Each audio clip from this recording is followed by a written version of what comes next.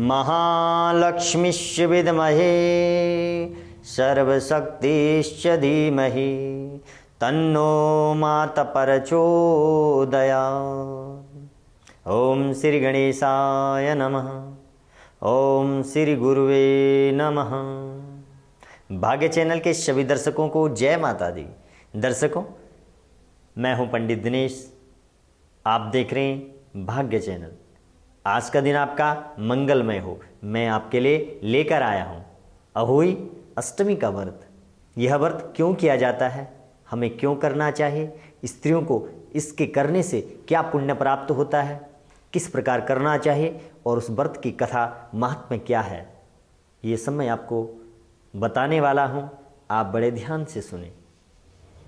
परमात्मा की जो शक्ति है उसको जब हम समझ जाते हैं, परमात्मा की कृपा को जब हम पहचानने का प्रयास करते हैं या पहचान सकते हैं, तो इस संसार में कोई भी दुर्लभ नहीं है जो हम प्राप्त नहीं कर सकते। कोई भी ऐसी वस्तु नहीं है जिसे हम प्राप्त नहीं कर सकते हैं। सब कुछ प्राप्त कर सकते हैं, केवल हमें परमात्मा की उस शक्ति को पहचानने का प्रयास करना चाहिए। मूकम करोति वाचालम पंगु लंघयते गिरि यत् कृपा तमहम वंदे परमानंद माधवा। परमात्मा की कृपा से जो बोल नहीं सकता वह बोलने लगता है, जो सुन नहीं सकता वह सुन सकता है, जो चल नहीं सकता वह चल सकता है। परमात्मा की जब कृपा होती है, इसलिए परमात्मा की कृपा और शक्ति को पहचानने का प्रयास करें। परमात्मा इस संसार में परमपिता परमेश्वर ही एक ऐसे हैं जो सभी कार्य को कर सकते हैं, जो संसार में अभेद्य हो, जिसका भेदन नहीं किया जा सकता है, जो कोई भी प्राणी नहीं कर सकता, वह परमात्मा कर सकता है। केवल आप उसको पहचानने का प्रयास करें, श्रद्धा भाव प्रेम से उसे हम प्राप्त कर सकते हैं। दर्शकों, आज अहोई अष्टमी का व्रत, इस व्रत को किस प्रकार से आपको करना चाहिए और इसको करने से क्या फल प्राप्त होगा, ये सब मैं आपको बताऊंगा। यह व्रत कार्तिक मास की कृष्ण पक्ष की अष्टमी को यह व्रत किया जाता है और यह जो व्रत है यह दीपावली के जिस दिन दीपावली होती है, जो बार दीपावली को होता है वही बार, उसी बार को यह अष्टमी आती है और उसी अष्टमी को व्रत करना चाहिए। इसे सुहागन स्त्रियां विशेषकर इस व्रत को आयु आरोग्य दीर्घायु प्राप्ति के लिए अहोई माता का व्रत किया जाता है। संतान की दीर्घायु के लिए, संतान की प्राप्ति के लिए, संतान की सद्बुद्धि और सभी प्रकार के संतान से जो परेशानियां हैं उसे दूर करने के लिए इस व्रत को किया जाता है। यह माँ अहोई माता की असीम कृपा से स्त्रियां अपनी संतति, सुख, समृद्धि, आरोग्य, ऐश्वर्य प्राप्त करती है। इस व्रत को करने से स्त्रियों को ऐसी संतान प्राप्त होती है जो उन्हें इस जन्म में तो क्या सभी जन्मों में सुख प्राप्त हो। वो जो संतान माता पिता के अनुसार कार्य करने वाली और अपने माता पिता को सदैव सुख पहुंचाने वाली ऐसी संतान पैदा होती है, ऐसी संतान उत्पन्न होती है। और यदि जिनके संतान हैं उनके जो बच्चे हैं वो माता पिता के अनुरूप कार्य करने लगते हैं। माँ की अहोई माता की कृपा से उनके घरों में सुख समृद्धि सदैव बनी रहती है।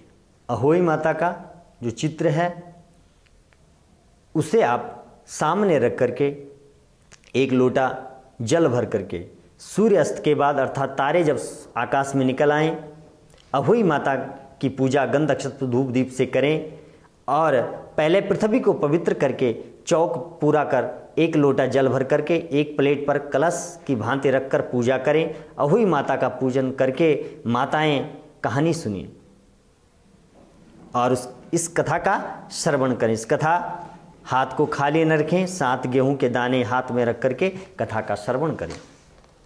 एक साहूकार जिसके 7 बेटे 7 बहुएं 1 कन्या थी, अहोई माता का व्रत आया और जंगल में मिट्टी के लिए 7 बहुओं के साथ उनकी ननद मिट्टी लेने के लिए जंगल में निकल पड़ी।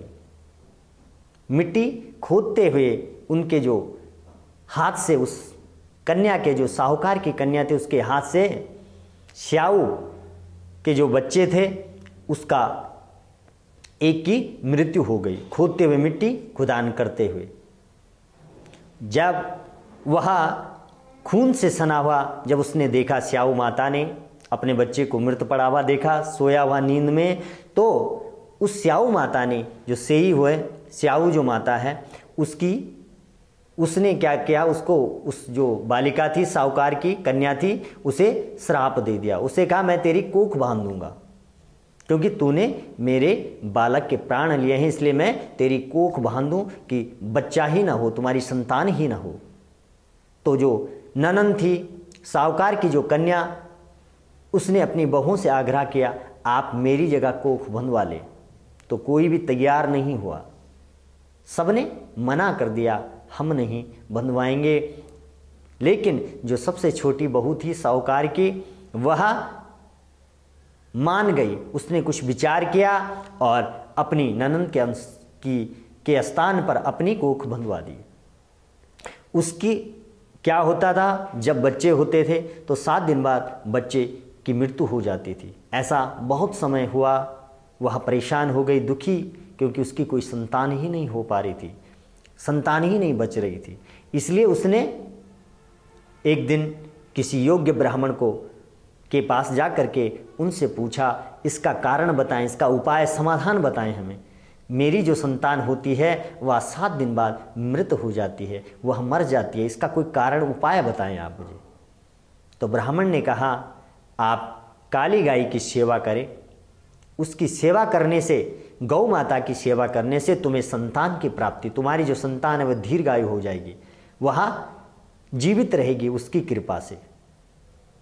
तो वह साहूकार की जो बहू थी वह प्रतिदिन गौ माता की सेवा के लिए प्रातःकाल से पूर्व चले जाती थी, आंगन को साफ करके गोबर आदि निकाल करके गौ माता के लिए साफ कर देती थी।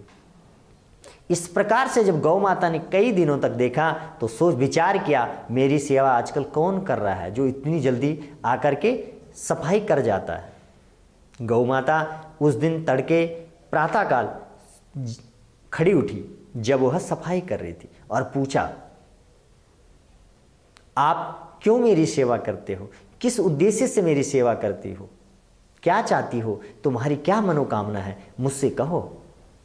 तो साहूकार की बहू थी, उसने कहा, हे माँ मेरी कोख खोल दो, मेरी कोख बंधी है, मेरी जो संतान होती है वह 7 दिन बाद मृत हो जाती है, इसलिए मेरी कोख को आप खोल दें, जो मेरी संतान हो जाए और संतान दीर्घजीवी हो, दीर्घ काल तक जीवित रहे। गौ माता ने कहा, तुम्हारी कोख किसने बांधी? तो वह कहने लगे, एक स्याऊ 7 समुद्र पार एक स्याऊ माता रहती है जिसने मेरी कोख बांधी हुई है, तो उस स्याऊ के पास मुझे ले जाओ। गौ माता उसके साथ चली, रास्ते में धूप लगी और एक पेड़ के नीचे बैठ गए। पेड़ के नीचे जैसे बैठे, उस पेड़ के ऊपर गरुड़ पक्षी का घोंसला था जिसमें उसके बच्चे थे। एक सर्प उन बच्चों को काटने के लिए जा रहा है। तो माता ने, उस साहूकार की बहू ने उस समय उन बच्चों के प्राण बचाने के लिए उस सर्प को मार दिया।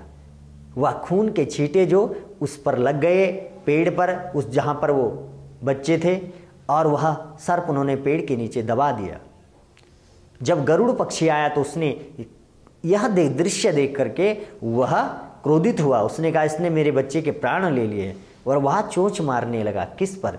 उस साहूकार की बहू पर। उसने कहा, हे गरुड़, मैंने तुम्हारे बच्चे के प्राण बचाए हैं, प्राण लिए नहीं, क्योंकि यह सर्प काटने वाला था, मैंने उस सर्प को मार दिया। इस प्रकार से जब गरुड़ सुना तो बड़ा प्रश्न हुआ और कहा, कहो मैं तुम्हारी क्या सहायता कर सकता हूँ। तो वह साहूकार की बहू कहने लगी, हे गरुड़, हम चलने में असमर्थ हैं, धूप लगी हुई, हमें 7 समुद्र पार उस स्याऊ माता के पास हमें ले जाओ। तो गौ माता और उस साहूकार की बहू को गरुड़ अपनी पीठ पर बिठा करके 7 समुद्र पार स्याऊ माता के पास उन्हें छोड़ दिया। स्याऊ माता ने जैसे ही देखा, कहा, बहन आओ, बहुत दिनों के बाद आई हो, तुम्हारी बहुत याद आती है, मुझे बड़ी खुशी हुई आप यहाँ आए। और कहने लगी मेरे सर पर जू हैं, उनको निकालने का, उन्हें निकाल दो। तो गाय के कहने पर माँ गौ माता ने कहा साहूकार की बहू को तुम इनके सर से जू निकाल दो। वह सुई से निकालने लगी और वह प्रश्न हो गई। कौन? स्याऊ माता जो सेई थी वह प्रश्न हो गई और कहा मांगो, मैं तुमसे प्रश्न हूं, जाओ तुम्हारे 7 बच्चे सदा सुखी रहें, जीवित रहें, 7 बहुएं वो सदा प्रसन्न रहे, दीर्घ आयु तक रहें। तो कहा मेरी तो कोई संतान ही नहीं है, तुम तो 7 संतान की बात करती हो, मेरी तो कोई संतान ही नहीं है। उन्होंने कहा मेरा वचन मिथ्या नहीं होगा, जब मैंने तुम्हें वचन दिया है तुम्हारी 7 संतान हो जाएगी, बहुएं और संतान। तो वह कहो मेरी कोख तो बंधी हुई है तुमने।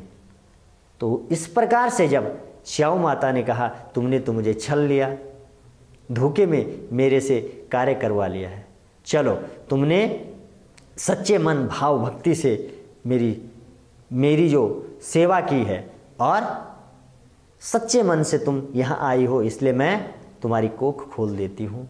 कोख खुली स्याऊ माता की कृपा से, अहोई माता की कृपा से।